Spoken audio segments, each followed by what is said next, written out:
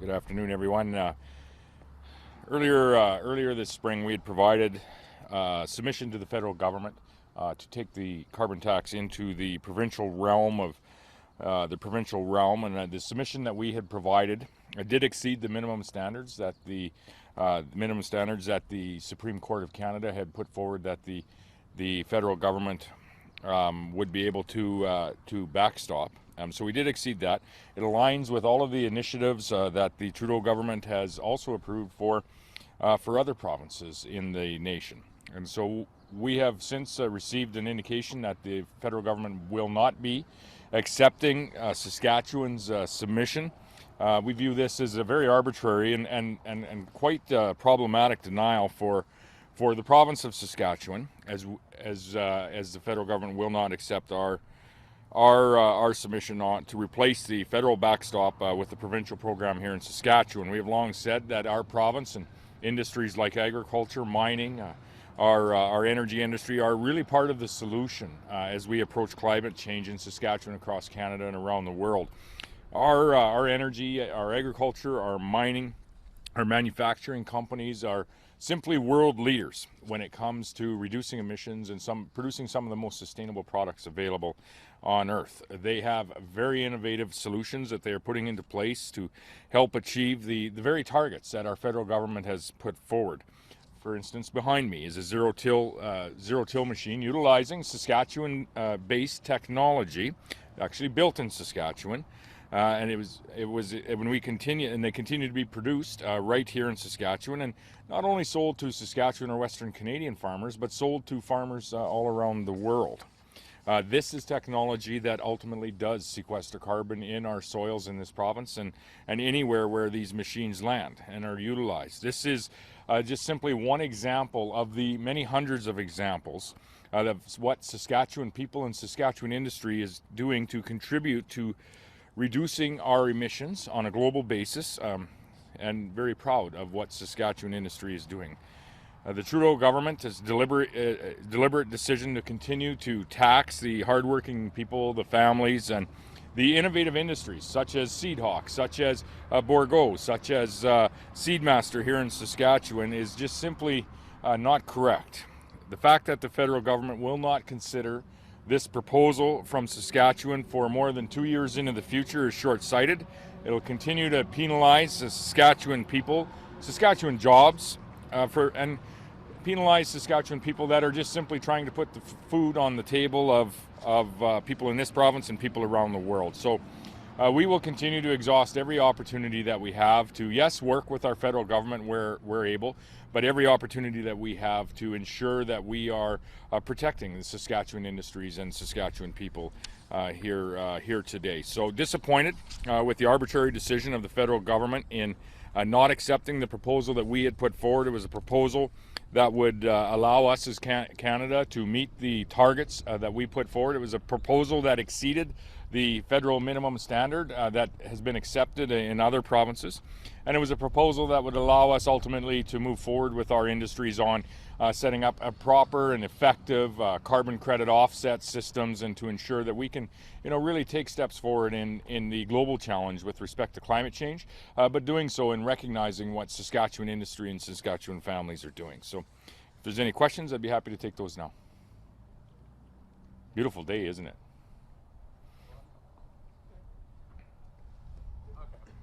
Yeah. Just sort of wondering if you had any comments on the wildfire situation and if any more resources are going to be deployed to help out with the northern. Yeah, we've had there's a number of northern fires that are burning here in Saskatchewan. It would be fantastic if we could have a change in the weather for a few days, not only for our forest fire situation, but also for our agricultural industry as well. Could desperately use a soaker, a few inches of rain here. So most certainly we have a wildfire crew that is hard at work. We did not dispatch that crew to other areas of Canada or other areas of North America where we have agreements, simply because we did see the in the forecast was for a number of days just like today. So we have our entire wildfire crew present and battling those blazes that are threatening a number of communities. And listen, this isn't the first summer that we have had a number of wildfires burning in our northern areas communities of Saskatchewan, and so the people that live there have been through this, unfortunately, and they most certainly do know what to do, and they work very well with our wildfire crew, with our provincial disaster crew to ensure their safety, but also with our air tankers that we've been rejuvenating over the course of the last number of years with significant investment, tens of millions of dollars of investment. All of those air tankers are hard at work as well.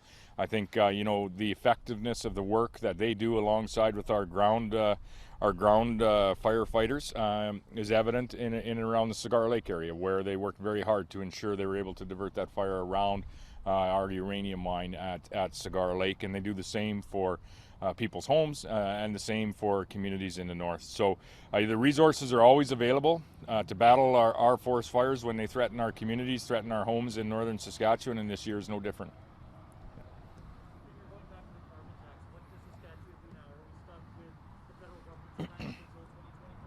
That's what the federal government is indicating. What we are doing right now is, first of all, I've asked the Ministry of Justice to look at any and all options ultimately that we have, any and all options that we have to move forward with with this Saskatchewan plan. When we'll continue to work with the federal government, because we feel it's a solid plan, and it exceeds what the minimum benchmark is right now. Now the federal government says they want to change that benchmark in 2023, and that's fine. We would work with the federal government on what that new benchmark would be at 2023. The challenge with not moving forward with this plan right now, and why we say this is an arbitrary decision by the federal government, is we don't see a good reason as to why they wouldn't accept Saskatchewan's plan, as it exceeds the minimum standard that is out there, which is really the strength of the Supreme Court ruling that was there. It didn't say that the federal government could do one plan in this province and a different plan in that province. It said that there's a minimum benchmark, minimum backstop that the federal government could put in place, and that is why we exceeded that backstop with this proposal. One of the challenges in not moving forward with Saskatchewan's proposal is we're working alongside very hard with industry on a reputable carbon credit offset system.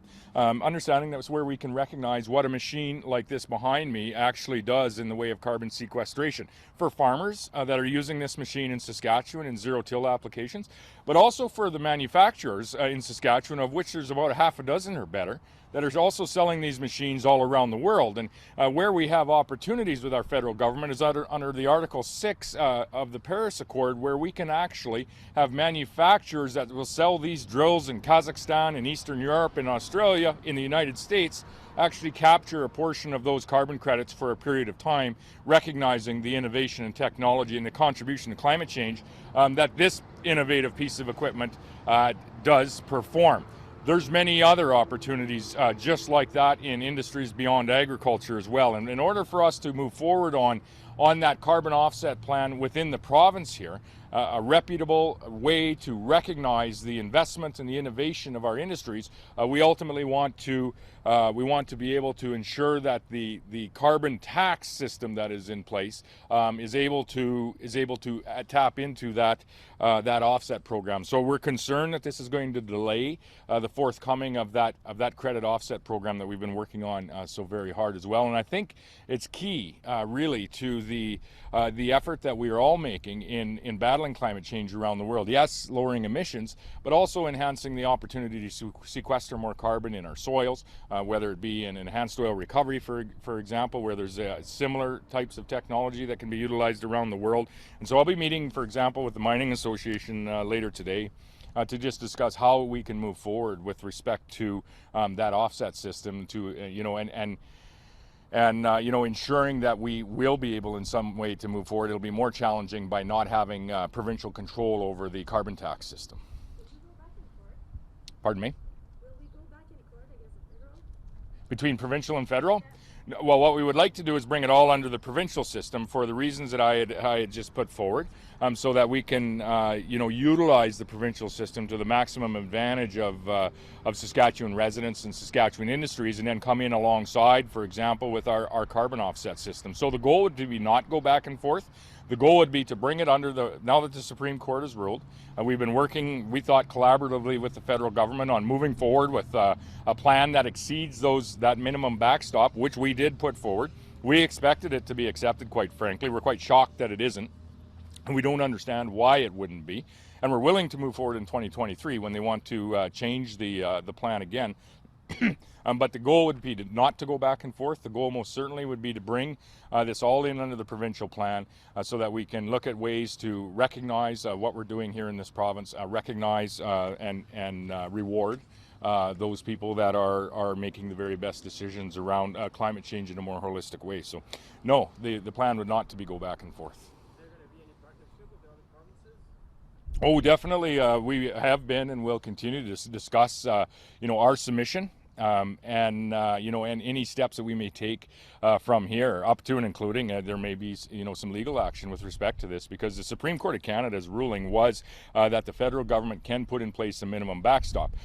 We put forward a submission that is in excess of that minimum backstop, and so we don't understand why the federal government, or if they even have the ability to refuse what we've put in front of them. It's disappointing.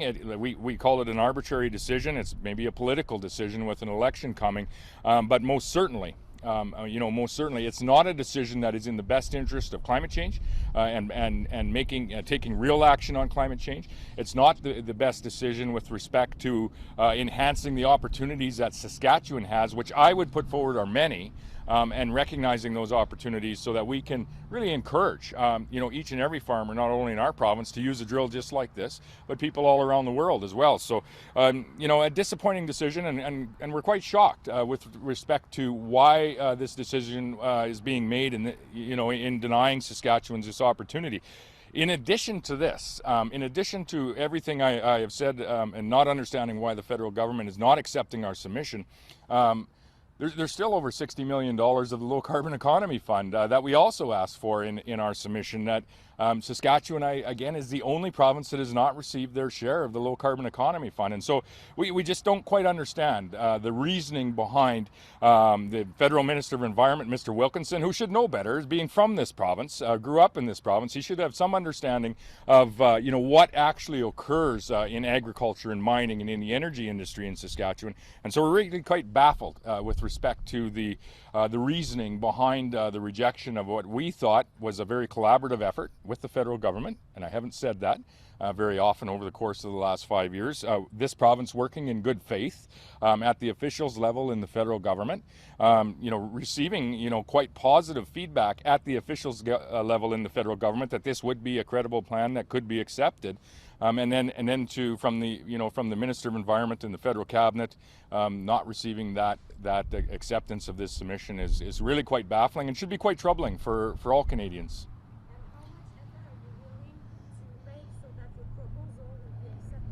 So that they'll accept it?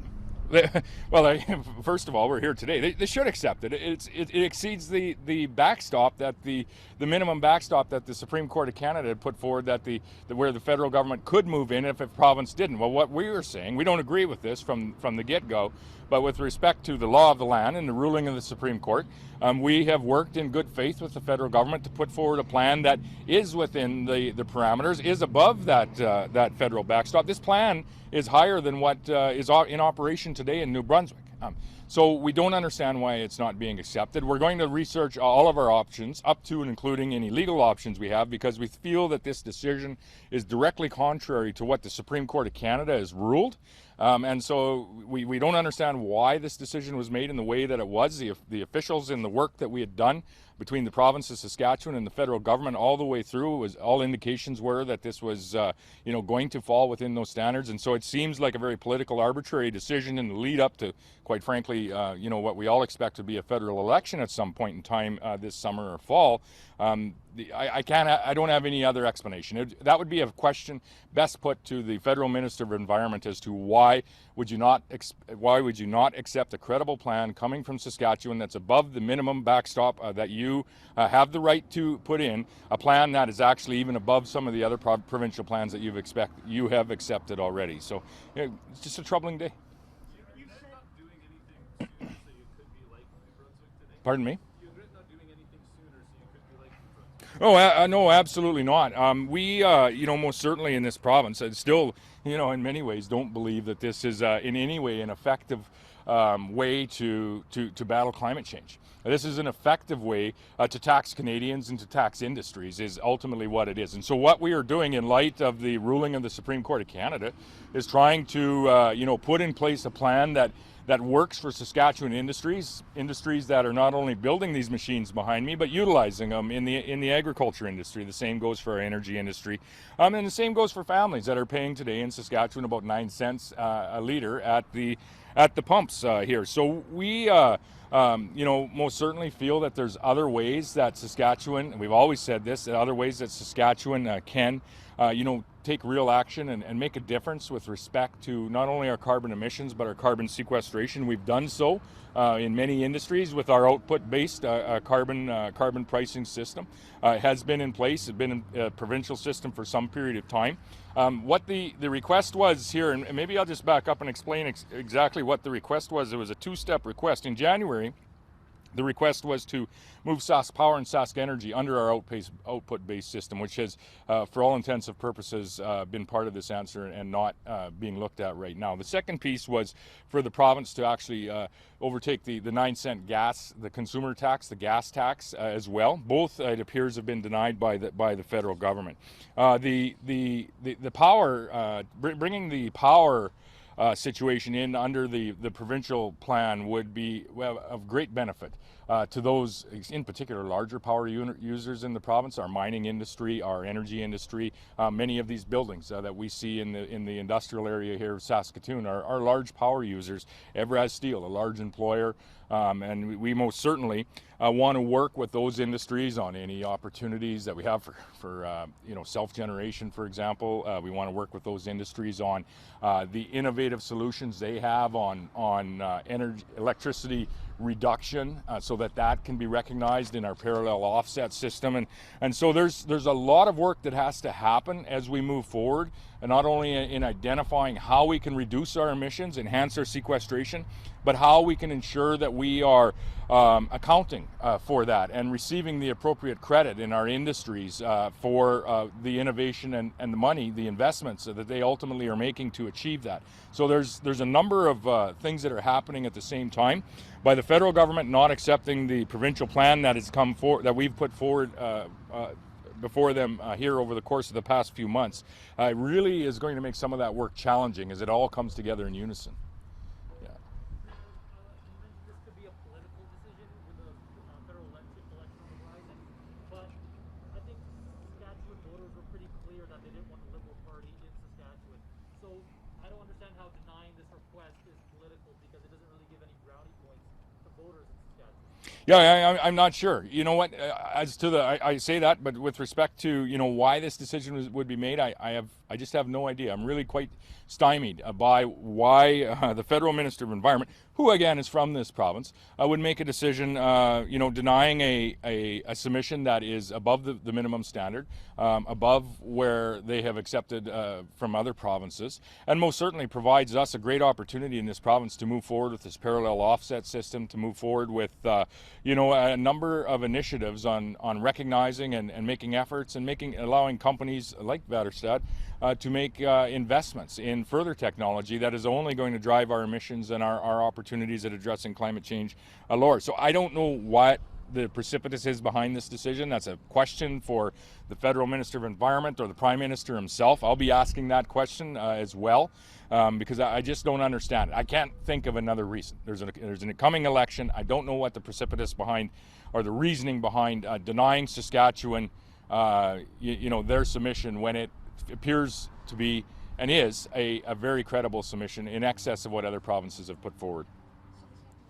That you don't want this to go back and forth to court, but you've also said that you mentioned the possibility of legal action. Yeah. Multiple times. I guess just directly, what's your appetite to take this specific refusal to court in light of the outcome and cost of the previous? I don't know if there's what I've asked the Ministry of Justice is look at what options we have there, and I think that's prudent on behalf of Saskatchewan people, because we simply don't understand why, when the Supreme Court of Canada says the federal government has the ability to enact a minimum backstop in provinces, we understand that.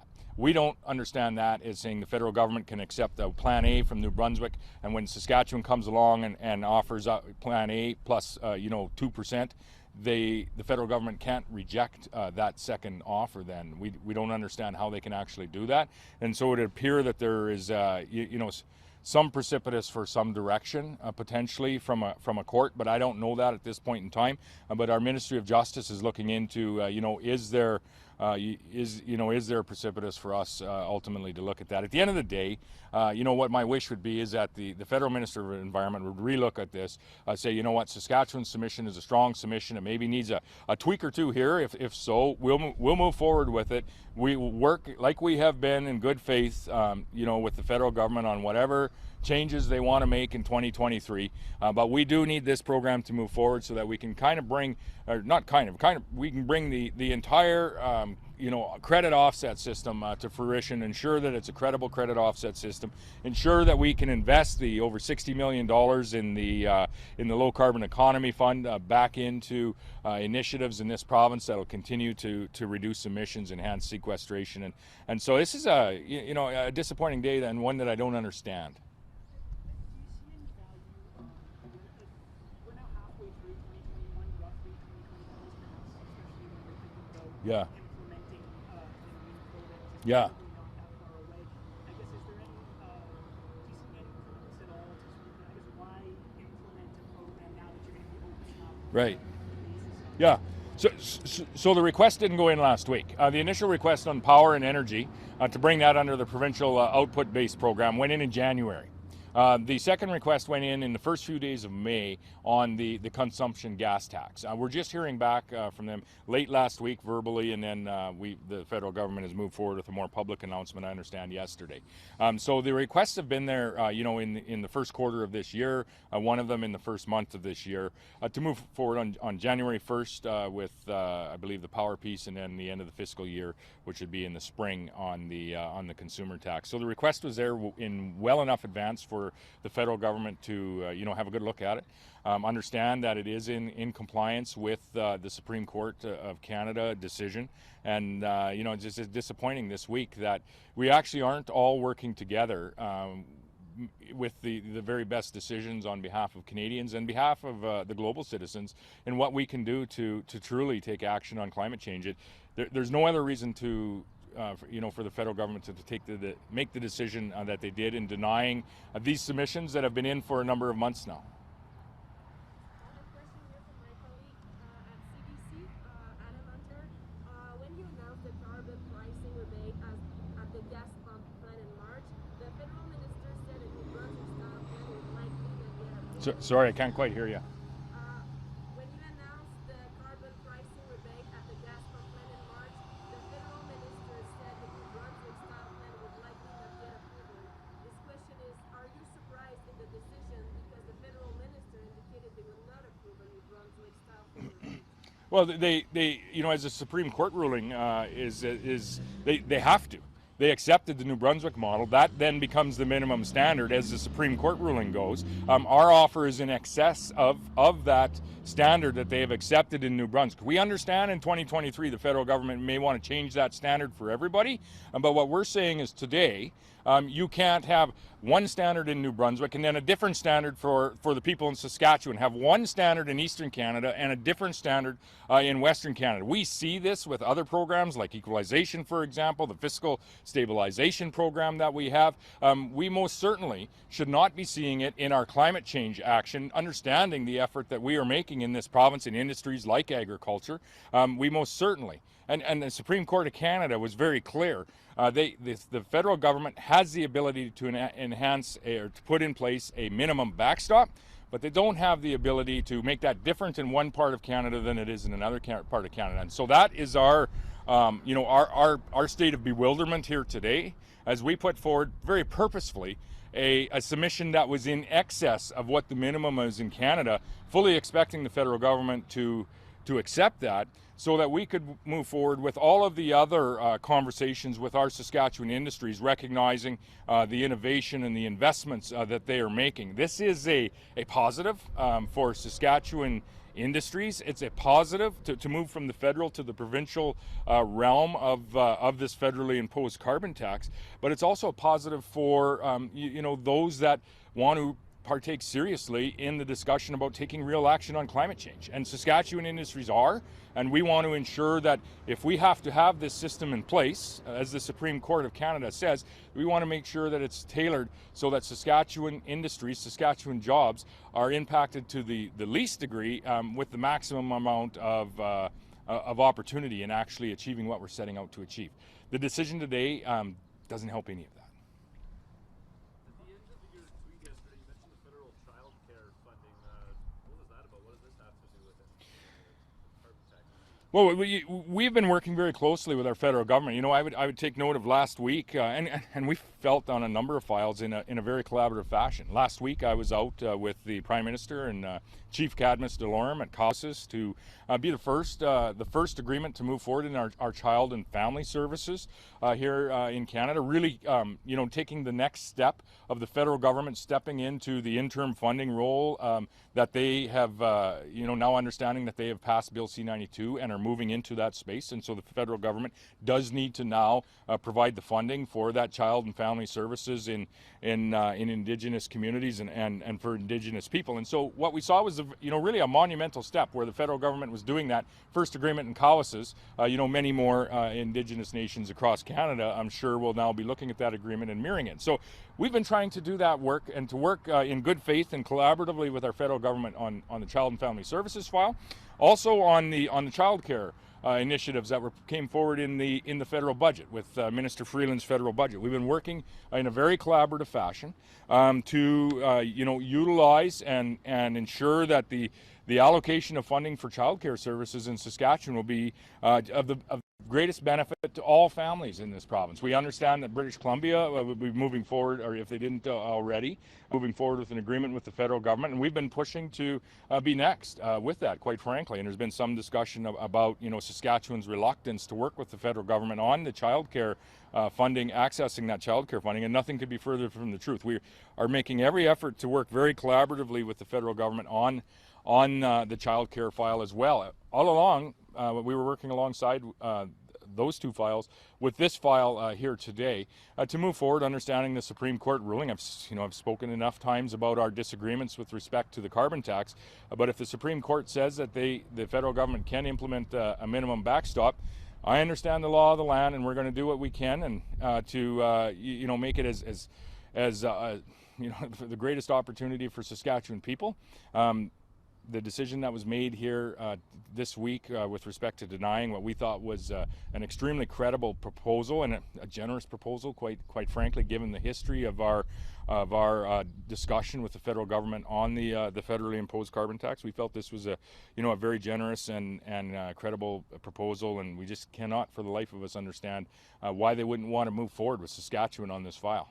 Premier, on childcare, both BC and Nova Scotia have had their plans accepted and have $10 a day childcare coming in 2026 and 2027. Can you speak to how far Saskatchewan is to reach the deal with the Fed? Yeah, our plan is sitting on the minister's desk and has been for some time. So, again, we'd like to move forward with respect to the plan that we submitted as well. Our Minister of Education, Minister of Finance have been working quite closely. A Minister of Social Services as well has been involved in putting together Saskatchewan's plan that has the maximum benefit for young Saskatchewan families and those families of all ages that have children here in the province. And so it's sitting on the federal minister's desk. We would hope for approval of that plan as well, much along the lines of what we're seeing in other provinces. And I say we're making every effort to work with this federal government in good faith, and we're having some challenges for some reason or another.